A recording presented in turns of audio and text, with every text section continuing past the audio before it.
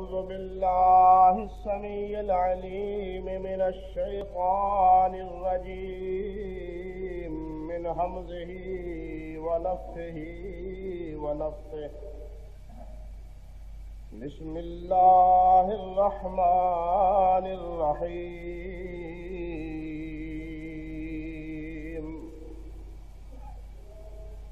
يا أيها الذين آمنوا لا تقدموا بين يدي الله ورسوله واتقوا الله إن الله سميع عليم. يا أيها الذين آمنوا لا ترفعوا أصواتكم فوق صوت النبي ولا تجهروا له بالقول كجهر بعضكم لبعض أن تحبط أعمالكم وأنتم لا تشعرون.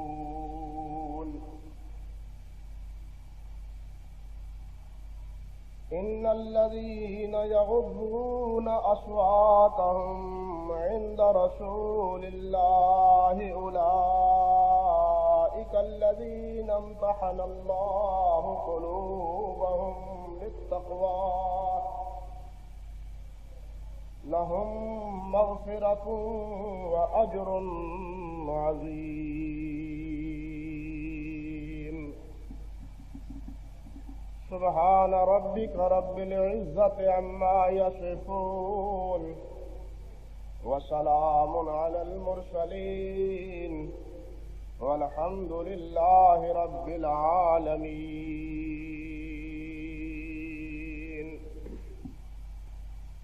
محترم سامعین حضرات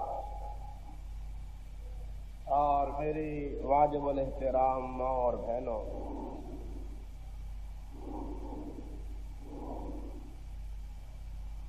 آپ سب حضرات اس بات سے واقف اور خبر رکھتے ہیں کہ ان دنوں پورا عالم اسلام سراپا احتجاج بنا ہوا ہے، اور میں سمجھتا ہوں کہ مسلمانوں کا یہ احتجاج ان کا مذہبی، دینی اور ملی فریضہ ہے۔ یہ احتجاج مسلمان کیوں نہ کریں جبکہ کائنات کے سب سے بڑے محسن سید کائنات حضرت محمد مصطفیٰ احمد مجتبیٰ صلی اللہ علیہ وسلم کی ذات گرامی کے بارے میں یورپی ممالک میں ایسی بےہودگی کا ارتکاب ہوا ہے کہ جس کا کوئی مسلمان تصور بھی نہیں کر سکتا۔ جس طرح ہر انسان کو اس کی اپنی عزت و آبرو عزیز ہے، اور وہ یہ چاہتا ہے کہ میری عزت محفوظ رہے، اس پہ کوئی ہاتھ نہ ڈالے اور اس پہ کوئی آوازہ نہ کسے۔ اسی طرح اپنی ذات سے اور اپنی جان سے بڑھ کر مسلمان اور ہر سچا مسلمان یہ چاہتا ہے کہ نبی کریم صلی اللہ علیہ وسلم کی ذات گرامی کے حوالے سے بھی کوئی انسان آپ کی عزت سے کھیلنے کی جسارت نہ کرے۔ اور اس بات کا اشارہ تو اللہ احکم الحاکمین نے بھی فرمایا کہ النبی اولا بالمؤمنین من انفسهم وازواجہ امہاتہم، کہ میرے نبی محمد صلی اللہ علیہ وسلم مومنوں کی ذات اور ان کی جان سے بھی زیادہ عزیز اور زیادہ قریب تر ہے۔ مومن ہے ہی وہ جو آپ کی حفاظت، آپ کی ناموس اور آپ کی عزت و آبرو پر اپنی جان کی پرواہ کیے بغیر اس کا تحفظ اور اس کا احساس اپنے اندر پیدا رکھے، اپنی ذات سے بھی بڑھ کر۔ میں چاہتا ہوں کہ میری حفاظت ہو، لیکن ایک مومن کا اور مومن کے ایمان کا تقاضا یہ ہے کہ میری جان سے بھی بڑھ کے نبی کریم علیہ الصلوۃ والسلام کی حفاظت ہو۔ میں چاہتا ہوں کہ کوئی میرے اوپر دھبا نہ ڈالے، آوازہ نہ کسے، انگلی نہ اٹھائے، تو اس سے بڑھ کے میرے ایمان کا تقاضا یہ ہے کہ نبی کریم صلی اللہ علیہ وسلم پہ بھی کوئی انسان آوازہ کسنے کی جرت نہ کرے۔ اور صحابہ کرام رضوان اللہ علیہ مجمعین نے اپنی زندگی میں اس حوالے سے اتنی مثالیں رقم کی ہیں کہ تاریخ کے اوراق میں ان کو شمار کرنا بھی مشکل ہے۔ آپ کی ذات کے حوالے سے اور آپ کی عزت و آبرو کے حوالے سے، ہر لحاظ سے، ہر اعتبار سے صحابہ کرام رضوان اللہ علیہ مجمعین نے نبی کریم علیہ الصلوۃ والسلام کا تحفظ فرمایا۔ آپ کی ذات کا بھی، آپ کے فرامین کا بھی، آپ کی عزت و آبرو اور آپ کے ناموس کا بھی سب سے اولین پاسداری کرنے والے اور سب سے اولین حفاظت کرنے والے وہ حضرات صحابہ کرام رضوان اللہ علیہ مجمعین۔ اور اللہ احکم الحاکمین نے بھی ایمانداروں کو اس بات کا پابند بنایا ہے کہ ایمان کا دعویٰ کرنے والوں، صرف تم سے ایمان کافی نہیں کہ تم لا الہ الا اللہ محمد رسول اللہ پڑھ کے ایمان کا اقرار کر لو، صرف اتنی بات کافی نہیں، بلکہ اس کے اور بھی لوازمات ہیں، اور بھی اس کے تقاضے ہیں۔ چنانچہ ارشاد ہوتا ہے انا ارسلناک شاہدا ومبشرا ونذیرا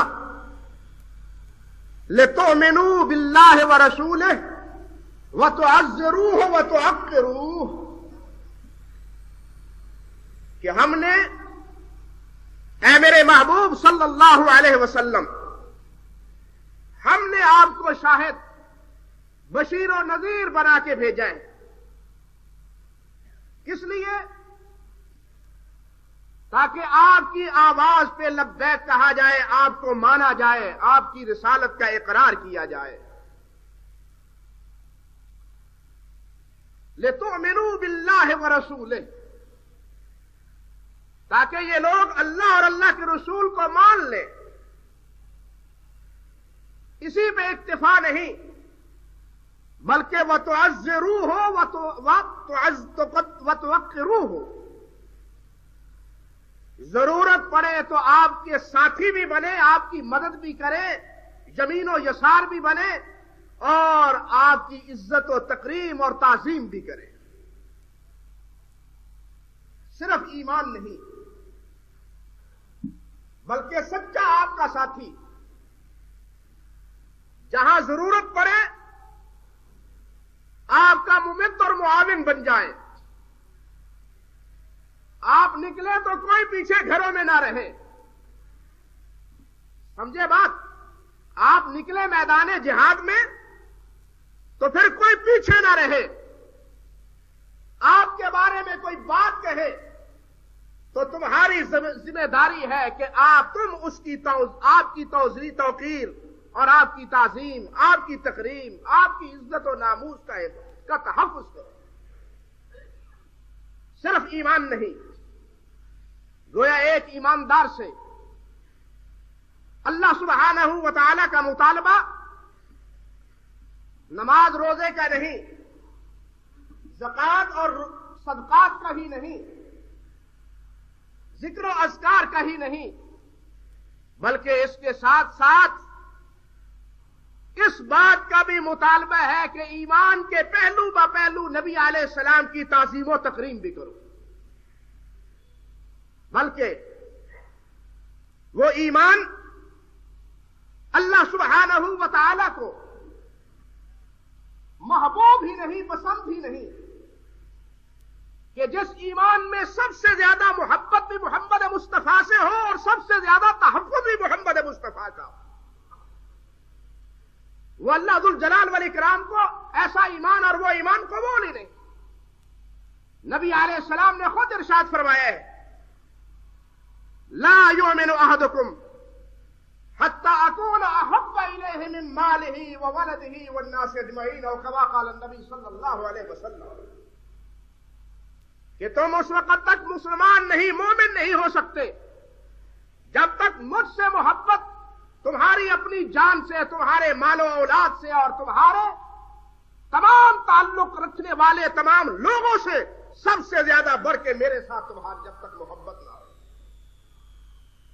یہ ایمان کا لازمہ ہے، ایمان سے کوئی زائد جزوی چیز نہیں، بلکہ آپ کی توقیر اور آپ کی تعظیم عین ایمان ہے۔ اور یہ جو آیات میں نے آپ کے سامنے پڑھی، ان میں اللہ سبحانہ و تعالی نے جو کچھ ارشاد فرمایا ہے، ذرا اس کی نزاکت کو سمجھیے۔ رب ذو الجلال والاکرام فرماتے ہیں، ایمان والو لا ترفعوا اصواتکم فوق صوت النبی ولا تجهروا له بالقول كجهر بعضكم لبعض ان تحبط اعمالكم وانتم لا تشعرون۔ خبردار، ایمان کا دعویٰ رکھنے والوں، خبردار، لا ترفعوا اصواتکم فوق صوت النبی، تمہاری آواز میرے نبی کی آواز سے بلند تر نہیں ہونی چاہیے۔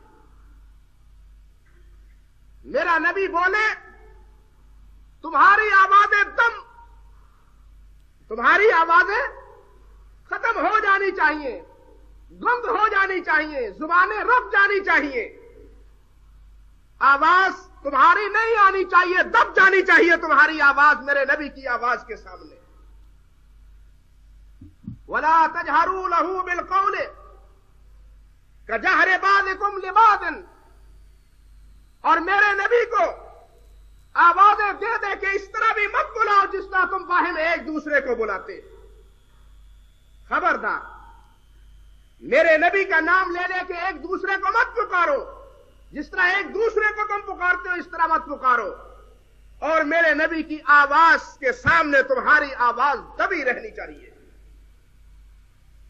ایسا نہ ہو کہ ان تحبط اعمالکم وانتم لا تشعرون، کہیں ایسا اگر تم نے ارتکاب کر لیا اس جرم کہ تم مرتکب ہو گئے، تو کہیں ایسا نہ ہو کہ تمہاری زندگی کی پونجی ساری کی ساری برباد ہو جائے، تمہارے اعمال سب کے سب ضائع ہو جائیں۔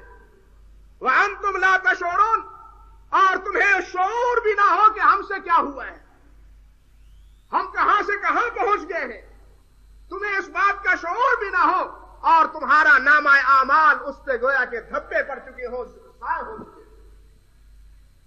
حدیث میں آتا ہے کہ نبی کریم صلی اللہ علیہ وسلم کے ایک ساتھی حضرت ثابت ابن قیس جو انصار کے خطیب تھے اور بڑی بلند آواز رکھتے تھے، جب صحابہ کرام کو بٹھانے کی نوبت آتی تو ثابت اٹھ کے کہتے، خاموش رہو، بیٹھ جاؤ، نبی علیہ السلام کی بات کرو۔ جہوری الصوت تھے، بلند آواز تھی۔ ان کے دل میں یہ احساس پیدا ہوا کہ میری آواز تو فطرتاً بلند ہے، کہیں ایسا نہ ہو کہ میں اس آیت کے نتیجے میں دھر لیا جاؤں اور میری تمام نیکیاں برباد ہو گئی ہوں۔ میری آواز تو اونچی ہے، بلند ہے، اب میں کیا کروں؟ بس اسی فکر کے نتیجے میں وہ گھر بیٹھ گیا۔ نبی علیہ الصلوۃ والسلام نے چند دن جب نہ دیکھا حضرت ثابت کو، تو آپ نے پوچھا کہ ثابت نماز کے لیے نہیں آتے، کیا وجہ ہے؟ کہیں سفر پہ گئے ہیں؟ کہاں ہے ثابت؟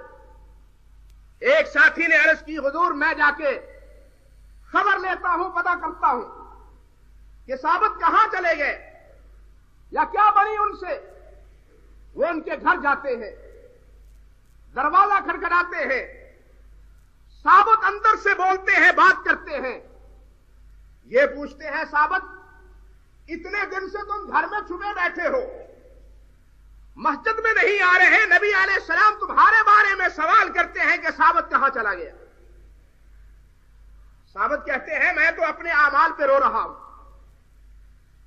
میری آواز قدرتاً اونچی ہے، نبی علیہ السلام کی خدمت میں آپ کی مجلس میں بیٹھتا ہوں تو تب بھی آواز کبھی اونچی ہو جاتی ہے۔ اب ان آیات کے بعد میں تو سکت نہیں رکھتا کہ آپ کی مجلس میں جاؤں، خوف کھاتا ہوں کہ کہیں زندگی کے اعمال برباد نہ ہو جائیں۔ صحابی یہ ساری داستان سن کے اس کا خوف اور اس کی پشیمانی کو محسوس کر کے نبی علیہ الصلوۃ والسلام کو آ کے اطلاع دیتے ہیں۔ نبی علیہ السلام نے فرمایا کہ جاؤ اور ثابت کو جا کے بشارت دو کہ نہیں نہیں تم یہاں گھر میں مت بیٹھو۔ آپ نے فرمایا اذهب فقل له انك لست من اهل النار ولكن انت من اهل الجنہ۔ ثابت پریشان مت ہو، وہ تم جہنمی نہیں بلکہ جنتی ہو۔ صحابہ کہتے ہیں کہ مدینہ کی گلیوں میں جب ثابت چلتے پھرتے تھے تو ہم کہا کرتے تھے کہ یہ جنتی جا رہا ہے۔ یہی ثابت بن قیس رضی اللہ تعالی عنہ، ثابت نبی علیہ السلام کی خدمت میں حاضر ہوئے، نبی علیہ السلام کی مجلس میں بیٹھے تو حضور علیہ السلام نے مخاطب ہو کے ثابت سے فرمایا ثابت اما ترضى ان تعيش حمیدا وتقتل شہیدا وتدخل الجنة، کیا تم نہیں چاہتے کہ زندگی آرام سے عیش و عشرت میں گزارو، اطمینان اور سکون سے گزارو، اور وتقتل شہیدا، اور تو قتل ہو جائے، شہید ہو جائے، اللہ کے راہ میں لڑتا ہوا اللہ کو پیارا ہو جائے، کیا تو اس بات کو پسند نہیں کرتا؟ اما ترضى وَأَمَا تَرْضَىٰ أَن تَدْخُلَ الْجَنَّةَ، کیا تو اس بات کو پسند نہیں کرتا کہ میں جنت میں جاؤں؟ اب ثابت صحابی کیسے یہ کہہ سکتے ہیں کہ یہ نہیں چاہتا؟ ان کی تو زندگی کی سب سے بڑی آرزو ہی یہ تھی، بلکہ لکھا ہے کہ یہی ثابت جب نبی علیہ الصلوۃ والسلام مدینہ طیبہ میں حاضر ہوئے، تشریف لائے، معاذ اللہ، جب مدینہ طیبہ میں تشریف لائے تو اسی ثابت بن قیس نے تقریر کی نبی علیہ السلام کی موجودگی اور کہا حضور ایک سوال کرتا ہوں کہ آپ جہاں ہمیں لے جانا چاہے جائیں گے، جہاں بٹھائیں گے بیٹھیں گے، جو حکم دیں گے ہم اس کی اطاعت کریں گے، ہمیں یہ تو بتلا دیں کہ پھر اتنی اطاعت گزاری کا نتیجہ کیا نکلے گا، اتنی فرما برداری کا نتیجہ کیا نکلے گا؟ آپ نے ایک ہی جواب دیا، فرمایا اس اطاعت گزاری کا نتیجہ تمہیں جنت ملے گی، صرف ایک جواب، یہ نہیں کہ تمہیں جناب خلافتیں مل جائیں گی، گورنر بنا دیے جاؤ گے، عامل بنا دیے جاؤ گے، سیکٹری بنا دیے جاؤ گے، میں کامیاب ہو گیا تو نہیں، ایک ہی ان کا داعیہ ہے اور ایک ہی جواب ہے کہ تمہیں جنت ملے گی۔ ثابت کہنے لگے رضی اللہ تعالی عنہ رضینا، حضور ہم راضی، اگر یہ سب کچھ لٹا کے اور آپ کے حکم پہ ساری قربانیاں دے کے ہمیں جنت مل جائے تو ہم اس بات پہ راضی ہیں. اور اسی بات کی بشارت نبی علیہ السلام نے حضرت ثابت کو دی رضی اللہ تعالی عنہ کہ اما ترضى ان تعيش حميدا وتقتل شهيدا وتدخل الجنہ، کیا تو اس بات پہ راضی نہیں کہ موت آئے تو شہادت کی موت آئے، انجام ہو تو جنت میں جائے، زندگی دنیا کی گزارے تو آرام اور عیش و عشرت کی زندگی گزارے. حضرت ثابت رضی اللہ تعالی عنہ نے اس پہ خوشی کا اظہار کیا. آپ اندازہ کیجئے کہ اس آیت کے نازل ہونے کے بعد حضرات صحابہ کرام رضوان اللہ علیہ مجمعین کی کیفیت کیا تھی. حضرت عمر فاروق اور حضرت ابو بکر صدیق رضی اللہ تعالی عنہما دونوں کے بارے میں لکھا ہے کہ جب نبی علیہ السلام سے یہ دونوں ساتھی گفتگو کرتے تو بڑا ہی راز دلانہ انداز سے آہستہ آواز سے بات کرتے، بڑی آہستہ آواز، بلند آواز سے نہیں، بڑی آہستہ آواز سے نبی کریم علیہ السلام کے ساتھ سرگوشی کرتے، بات کرتے، اسی آیت کی روشنی میں اور اسی حکم کے نتیجے میں. اور یہ احترام زندگی ہی بھر میں نہیں بلکہ آپ کے انتقال کے بعد بھی. چنانچہ لکھا ہے کہ حضرت عمر فاروق رضی اللہ تعالیٰ عنہ کے دور میں مسجد نبوی میں دو آدمی آئے. وہ آپس میں مسجد میں کھڑے ہوئے گفتگو کر رہے ہیں، باتیں کر رہے ہیں. انہو سمع صوت رجلین فی مسجد النبی صلی اللہ علیہ وسلم. نبی علیہ السلام کی مسجد میں حضرت عمر فاروق رضی اللہ تعالیٰ عنہ نے دو آدمیوں کو باتیں کرتے ہوئے اونچی آواز سے سنا. قد ارتفعت اصواتهما فجاء فقال تدریان این انتما. فرمانے لگے ہو تمہیں ہوش نہیں ہے اور تمہیں اس بات کا علم ہے کہ تم کہاں کھڑے ہو کہ یہ باتیں کر رہے ہو؟ یہ اللہ کے نبی کی مسجد ہے، وہاں اتنی اونچی آواز سے باتیں کر رہے ہیں. پھر پوچھا قال من این انتما، تم کہاں سے آئے ہو؟ تو کہنے لگے من الطائف، طائف سے آئے ہیں ہم. فرمایا لو کنتما من اہل المدینہ لاوجعتکما ضربا، اگر تم مدینے کے باسی ہوتے تو اپنے درے سے مار مار کے تمہیں زخمی کر دیتا. تمہیں پتہ نہیں کہ نبی علیہ السلام کا احترام جس طرح آپ کی زندگی میں لازم ہے، آپ کے اس دنیا سے تشریف لے جانے کے بعد بھی لازم ہے، زندگی میں بھی اور آپ کے بعد بھی آپ کا احترام، آپ کی توقیر اور آپ کی تعظیم انسان پہ، مسلمان پہ لازم ہے. اسی طرح حضرت امام مالک رحمت اللہ علیہ،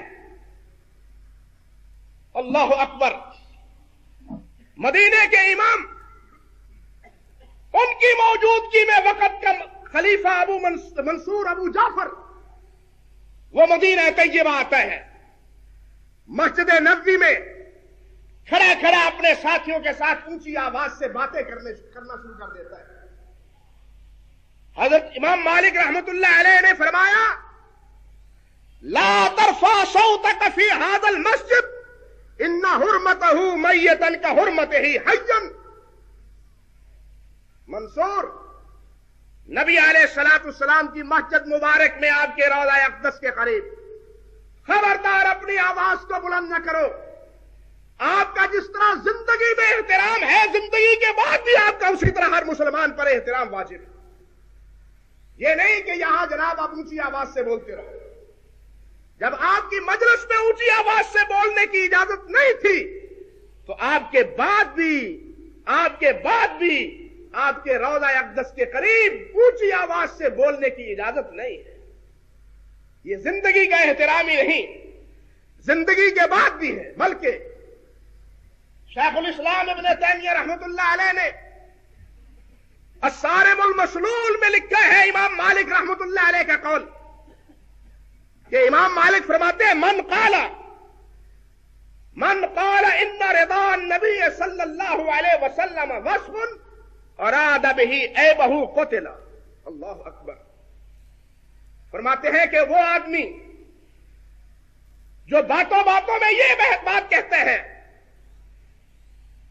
کہ اگر میرا کپڑا اور میری چادر وہ میلی کچیلی ہے تو اس میں کیا ہوا؟ نبی علیہ السلام کی چادر بھی تو میلی ہوتی تھی، اور اس کی نگاہ میں اور اس کے دل میں عیب کا اپنا دفاع اور اس عیب کا خدشہ اور خطرہ تھا۔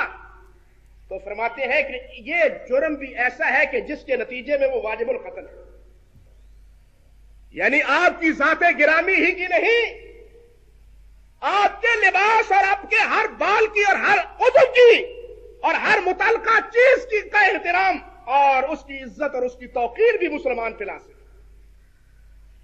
ابن حاتم اندلس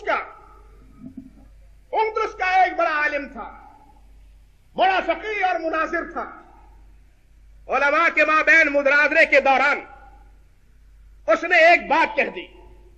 کیا بات؟ ذرا سنیے۔ کہنے لگا انہو یتیم و ختم حیدر وزودہ لم یکن قصدا ولو قدر علی الطیبات اکلہا۔ اللہ اکبر۔ کہنے لگا کہ حضرت محمد رسول اللہ صلی اللہ علیہ وسلم یتیم تھے۔ آپ کیا تھے؟ یتیم تھے، اور آپ حضرت علی کے سسر تھے، اور آپ کا زہد قصدن نہیں، ارادتن نہیں تھا، مجبوراً تھا، معاذ اللہ، مجبوراً تھا۔ لو قدر علی الطیبات اکلہا، اگر آپ اچھا کھانا آپ کو میسر آ جاتا تو آپ اس کو پسند کرتے، وہ کھاتے۔ آپ کا یہ زہد مجبوری کی بنا پہ تھا۔ اس کی یہ بات کہنا تھی کہ اندلس کے تمام علماء نے جناب اس کے قتل کا فتویٰ صادر فرمایا۔ اندازہ کیجیے اس کے قتل کا، کہ نبی علیہ السلام کے بارے میں یہ کہتا ہے کہ آپ کا زہد اختیاری نہیں تھا، اختیاری تھا، آپ پسند کرتے تھے، مجبور تھے۔ آپ کا زہد جو ہے وہ لم یکن قصدن، ارادے اور قصد سے نہ تھا بلکہ مجبوری کی بنا پہ تھا۔ لو قدر علی الطیبات اکلہا، اگر اچھا کھانا ملتا تو آپ کھاتے۔ حالانکہ نبی علیہ السلام اچھا کھاتے تب بھی الحمدللہ، نہیں ملتا تھا تب بھی روزہ رکھ کے اللہ کی حمد و ثنا کہتے۔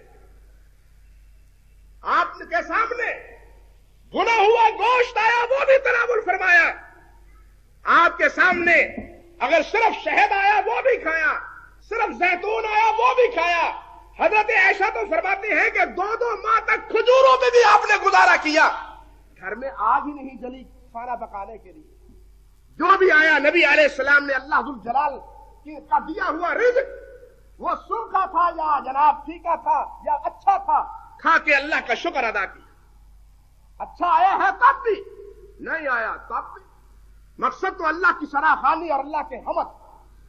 لیکن یہ بدنصیب اس نے کیا کہہ دیا کہ نبی علیہ السلام کا یہ زہد لم یکن قصدن، قصدن نہ تھا، ارادتن نہ تھا۔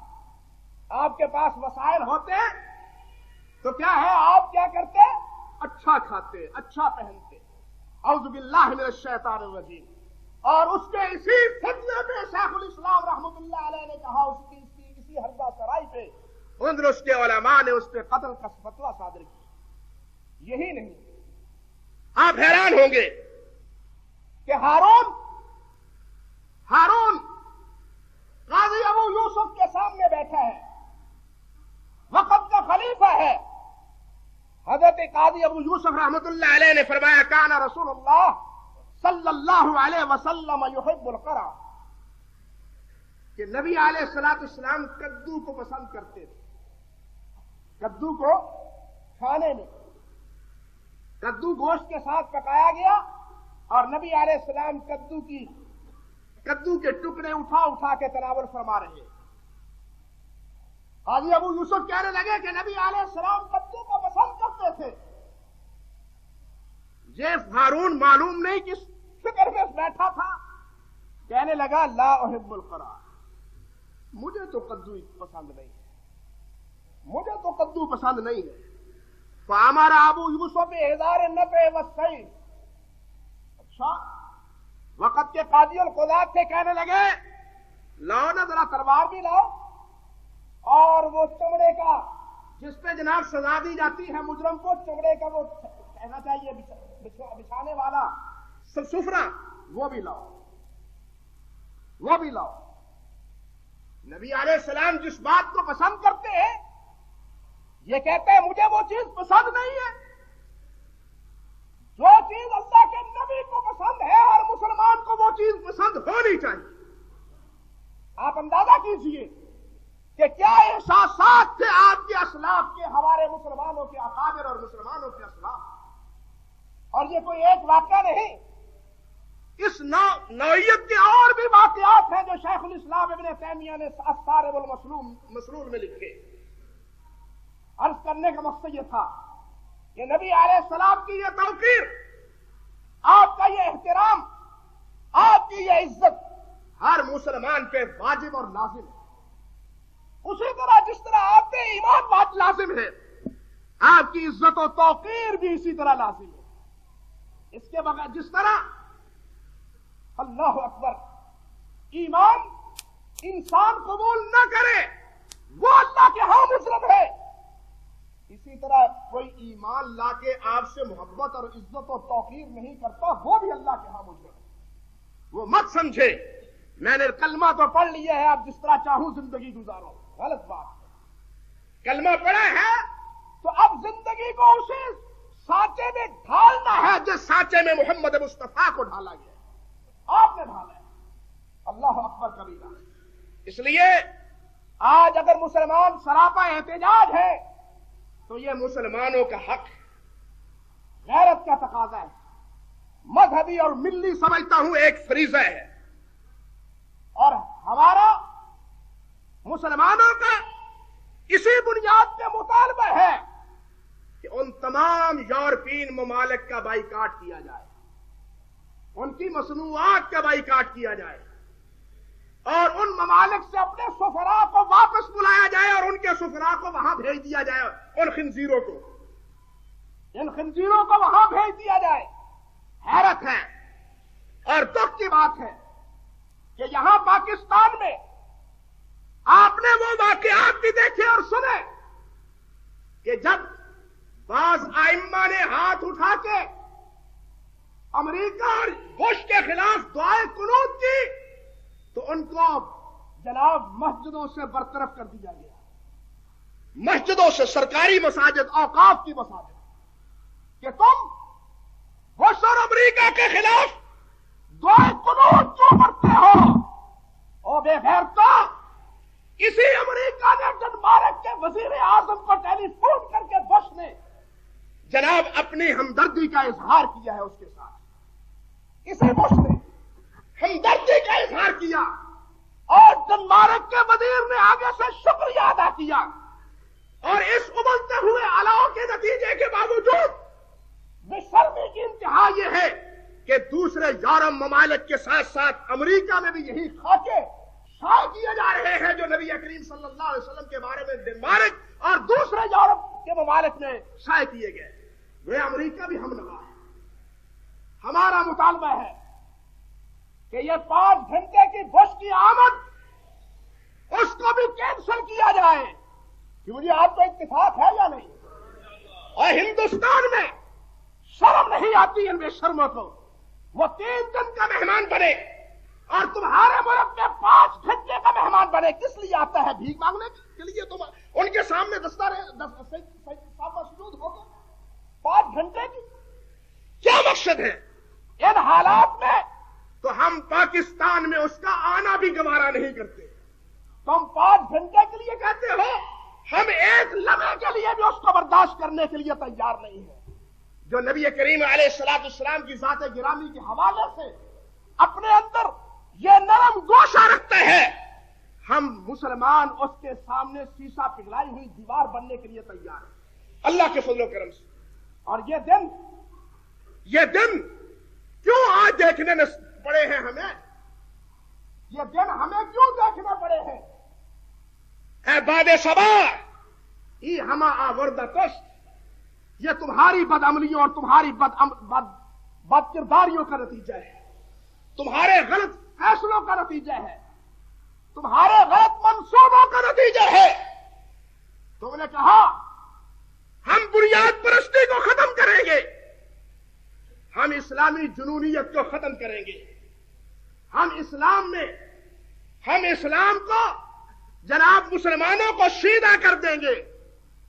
ہائے میرے اللہ، اور اس یورپ نے اور امریکہ نے ہمیں ایک بار نہیں، یہ پہلا مرتبہ نہیں، سٹیپ بائی سٹیپ، باری باری آزمایا ہے کہ ان میں کتنا دم خم موجود ہے، یہ کتنے اسلام کے متوالے ہیں، یہ کتنے ایمان نبی کے پروانے ہیں، ان میں ابھی تک بنیاد پرستی موجود ہے یا نہیں، اسلام پہ مر مٹنے کا جذبہ ابھی باقی ہے یا نہیں۔ اور یہی چیز تو وہ ختم ہوتا ہوا دیکھنا چاہتے ہیں۔ کبھی سلمان رشدی سے کتاب لکھوا کے، کبھی اپنے فوجیوں سے قرآن کی توہین کروا کے، اور کبھی محمد مصطفیٰ صلی اللہ علیہ وسلم کی ذات گرامی کے خاکے بنوا کے۔ وہ تو یہی چاہتے ہیں کہ مسلمانوں سے ان کی حمیت اور غیرت نکال دی جائے، مسلمانوں کی حمیت خاک میں ملا دی جائے۔ جس طرح ہم بے حمیت ہیں، ہم بے غیرت ہیں، مسلمان بھی بے غیرت بن جائے، ان میں بھی حمیت ختم ہو جائے۔ کوئی عیسائی، ہم تو جس طرح نبی علیہ السلام کی عزت و آبرو ایمان کا حصہ سمجھتے ہیں، تمام انبیاء کرام علیہ السلام کی عزت و آبرو کو ایمان کا حصہ سمجھتے ہیں۔ وہ حضرت عیسیٰ علیہ السلام ہو، حضرت موسیٰ علیہ السلام ہو، حضرت ہارون اور حضرت سلیمان اور حضرت داؤد ہو، جو بھی نبی ہو، ان کی عزت و توقیر ہمارے ایمان کا حصہ ہے۔ لیکن یہ وہ بھی ہے جنہوں نے اور 550 سال تک یہودیوں کے اس دعوے کو قبول کیے رکھا اور ان کی ان باتوں کو برداشت کیا کہ حضرت عیسیٰ کون ہے؟ معاذ اللہ ولد الزنا ہے، اعوذ باللہ من الشیطان الرجیم۔ اور حضرت مریم صدیقہ کون ہے؟ زبان زیبا نہیں دیتی کہ وہ کلمے دہراؤں، اور اس کا سب سے پہلے دفاع، اس کا مداوع اور عیسائیت کے چہرے سے اس دھبے کا ازالہ سب سے پہلے کیا ہے تو اسلام نے کیا ہے، محمد مصطفیٰ نے کیا ہے صلی اللہ علیہ وسلم۔ سب سے پہلے نبی علیہ السلام نے اللہ ذوالجلال والاکرام کے کلام سے کہنے والوں نے تو کہا یا اخت ہارون ما کان ابوک امرا سوء وما کانت امک بغیہ۔ اس کا دفاع سب سے پہلے قرآن نے اور محمد مصطفیٰ نے کیا کہ عیسیٰ علیہ السلام نے مہد میں پڑے ہوئے کہا قال انی عبد اللہ آتانی الکتاب۔ اور کسی نے کیا خوب کہا، ہم نے جب ہوش سنبھالا تو سنبھالا تم کو، ہم نے جب ہوش سنبھالا تو سنبھالا تم کو، تم نے جب ہوش سنبھالا تو سنبھلنے نہ دیا۔ اور جب اسلام تھا تو عیسائیوں کی عزت و آبرو بھی تھی، عیسیٰ علیہ السلام کی عزت و آبرو بھی تھی، مریم صدیقہ کی عزت و آبرو بھی تھی۔ لیکن جب عیسائیوں کو پنپنانے کا موقع ملا تو جناب سب سے بڑے محسن کش یہی ثابت ہوئے، سب سے بڑے احسان فراموش یہی ثابت ہوئے، سب سے بڑے معترض اب اس دور میں یہی ثابت ہوئے۔ معاذ اللہ ثم استغفر اللہ۔ بھائیو، سچی بات ہے کہ ہم ہر چیز گوارا کر سکتے ہیں۔ مسلمان کا نبی علیہ الصلوۃ والسلام سے تعلق ایک جذباتی نوعیت کا ہے۔ حالانکہ میں کہا کرتا ہوں کہ اسلام جذباتیت نہیں سکھاتا، اسلام ہم ایک نام کا اور تسلسل کے ساتھ ایک طریقے کا نام ہے، لیکن آپ کی ذات گرامی سے تعلق یہ مسلمان کا ایک جذباتی تعلق ہے، ایک جذباتی مسئلہ ہے، اور اسی کو یورپ نے گھنگالا ہے، دیکھا ہے، ترازو میں رکھا ہے کہ کیا ان میں حمیت غیرت باقی ہے یا نہیں۔ بھائیو اب ہم نے ثابت کرنا ہے، بتلانا ہے کہ ہم میں غیرت ہے یا نہیں، ہم باغیرت ہیں یا ان کی طرح بے غیرت بن گئے ہیں۔